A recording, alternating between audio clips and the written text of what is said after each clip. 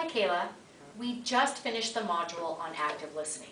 I know last time we talked about self-awareness and how that was starting that foundation building to communication. I can truly see how active listening is that next layer to the foundation. Very important. A skill that sounds like it would be easy, it's like, oh, I'm listening to what somebody's saying, but it sounds like it goes a little bit more beyond that. Can you talk more about the biggest takeaway from the active listening module? So the biggest takeaway is how important active listening is. You learned the skill sets in the module. You learned what it really means to actively listen, taking away the distractions, really opening your ears, responding to the person you're communicating with to clarify that you understand what they're saying.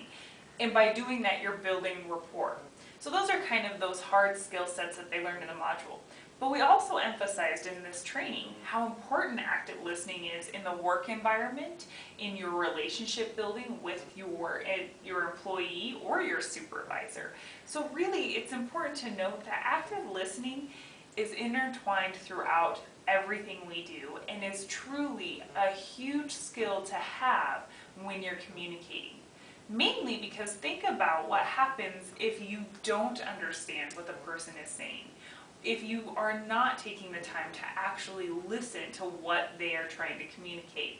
It really breaks down that rapport building. Absolutely. I was just going to say, think about the faults that occur. It's a true breakdown in communication when you don't listen to what someone is saying. It goes back to, as you said, you're hearing what they're saying, but you're also understanding what they're saying. And by understanding what they're saying, you're opening a door to rapport building. Again, to that self-awareness piece of, I know where I'm coming from, I know where you're coming from. And that's very important, especially in today's workforce. Absolutely.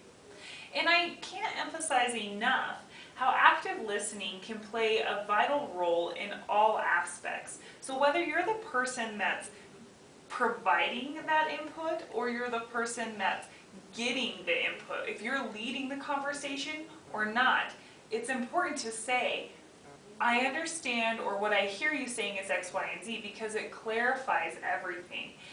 And when you think about it, if those things don't happen, you start going down a path of maybe conflict or problem solving that you're just not going to be effective in. And without active listening, you're going to see that disconnect. So that really links us to where I think we're going next with feedback, the problem solving and the conflict. And again, having these two foundations set are going to help our participants in this area. Mm-hmm. So moving forward from here, what can the participants do as a challenge? So a challenge for active listening is similar to self-awareness, practicing it, actually doing this skill, actually finding a conversation and actively listening. And then after you do that, evaluate yourself. What did you do well? How did you respond in this conversation? What could you have done differently? Because again, it's hard to do. We're not used to actively listening. Think about all the distractions we have in today's society. It's easy to just hear what's being said and try to pick up on little pieces and then move on.